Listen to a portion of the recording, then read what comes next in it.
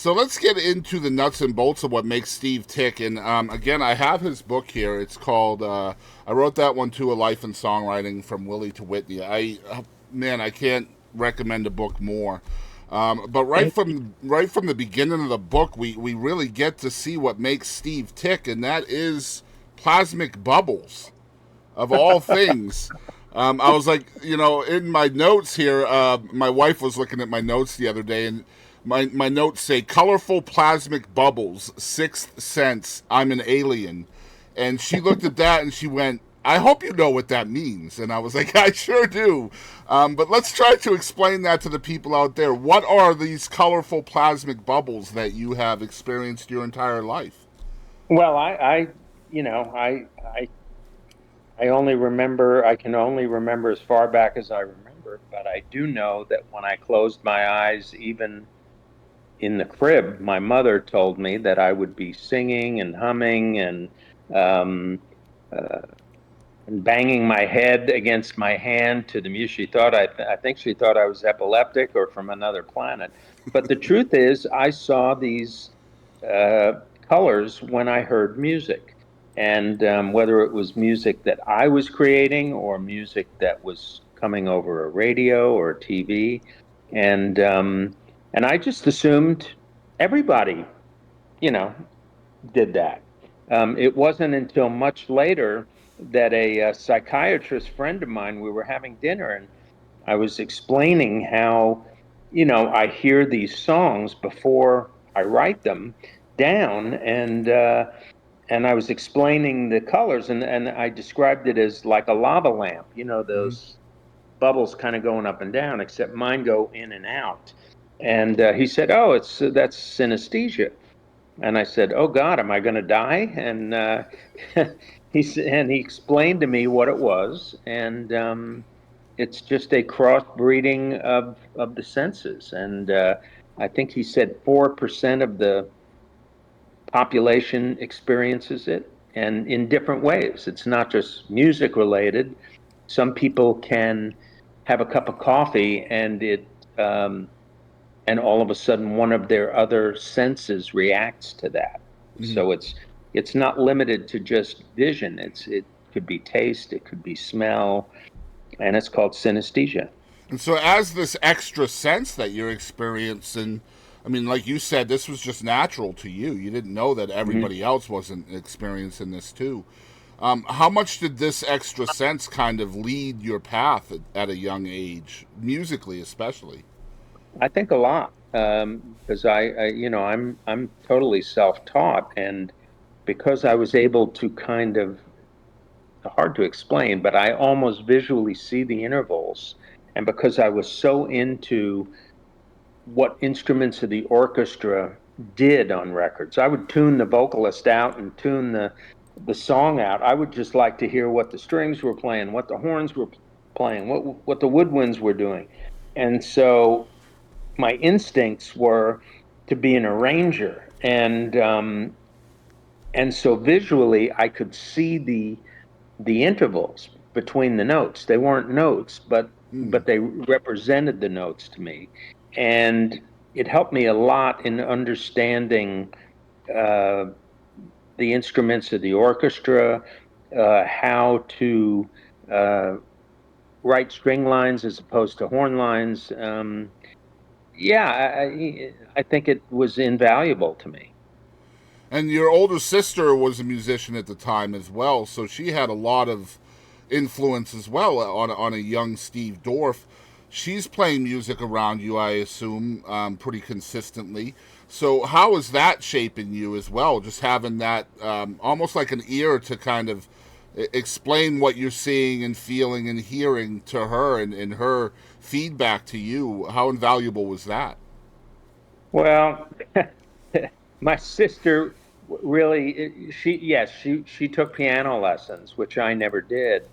And the the biggest influence was that I would hear her playing, and I would crawl up on the piano bench and play it better than she could. And so she wanted to break my fingers and my arm.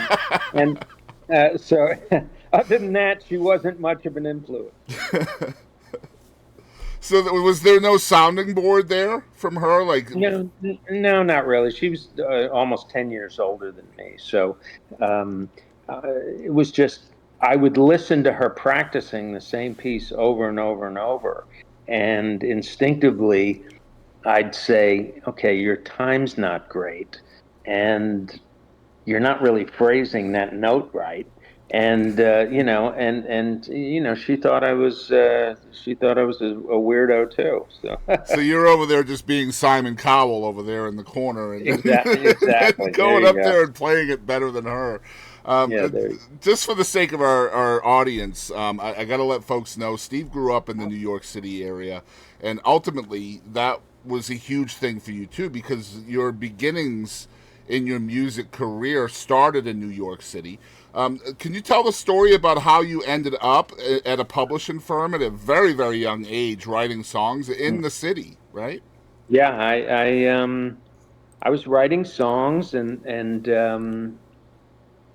just that was what I wanted to do, and I had always heard about the Brill Building, and where Goffin and King and Barry Mann and Cynthia Weil started, and Bacharach and David, and these were my heroes. And I was 16 years old, and so I went into the city to go to the Brill Building and determined to knock on doors with a few songs. When I got to the Brill Building, I realized that there were all dentists in there and doctors, and because all the music business had moved out of it. And so one of my favorite arrangers was a guy named Herb Bernstein. And he did the Four Seasons and Laura Nero and the Happenings, See in September, and the Tokens records. And I loved that. And I found out where his office was. And I went to his office, and his assistant was there when I came up. And I said, "Hey, I've got some songs." And he said, "Well, Herb's not here, but why don't you play them for me?" And so I sat down at the piano and played two or three songs for this gentleman. And the next day, I got a phone call asking me to come in and play them for Herb. And that was the beginning. And again, still no training, right? Still completely self-taught on the piano. Right. Just show up and play for the receptionist, and get a call back on your first, essentially, your first Yeah. experience in music. That's insane. Yeah. Well, a lot of my career and what I write about in the book a lot, and what I truly believe in is the power of manifest destiny. And I was one of these kids that just would not take no for an answer. Or if I heard the word no, I'd just figure out a way to push it down and dust myself off and try again. And it's definitely a theme throughout your career, no doubt about it. Yeah, and I would sometimes will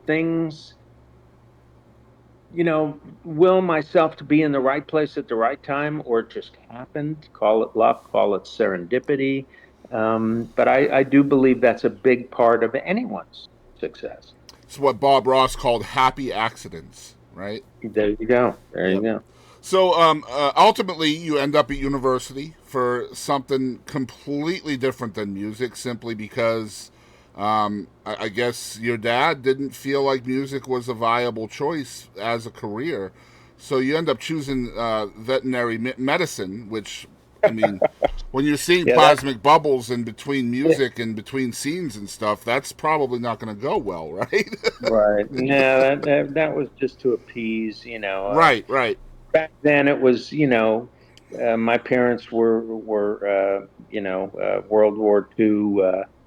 Uh, Depression kids, and growing up. And so, going to college and being a doctor or a lawyer, or, having a real job was something that was important. And music is a nice hobby, but not something you can really earn a living at. Which is funny because you've already been in the music business for a while, essentially, writing songs and um, um, there in New York City. But again, your path is being led by these plasmic bubbles, and your obsession is music. So you end up in the music rooms, and you're getting in Right. trouble because you're following your passion instead of Right. your appeasement, so to speak. So That's exactly right. That's I exactly would love true. to hear from your perspective during those days. Was there an attempt to kind of repress those feelings of trying to take over the music rooms and stuff, or did you just say, you know what, this is what I'm feeling, and I got to follow this? Yeah. No, I never strayed from that. That was what I was always going to do. And so And essentially, you're I got to let people know, like every chance you had to take over a music room, you did. And when somebody who scheduled the room would come in, you would just go to the next room until that one right. was, Yeah. Yeah. I was not a music major, and so I was basically breaking into the music school at the University of Georgia, and music majors would rent out these little rehearsal right. rooms or pods. And so I would just kind of look to see if they were empty. And I'd just jump in on the empty one with a piano and just play until I got thrown out. And so, what was the mindset there? Just you just in your space, or is there an end game at that point for you? No, I just wanted to write what I was hearing. And so I'd write songs and file them away. So And, you're actually writing melodies even then.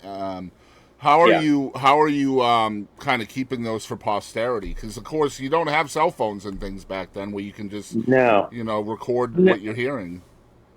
Uh, I would jot them down in my own little language. I'd put chord symbols and I'd remember them if they were any good. And most of them weren't very good. And most of them, uh, were just exercises in really learning what to do and what not to do Right. musically and experimenting and finding new chords and just trying to create something that was unique and try to come up with a signature for my own, a musical signature for myself.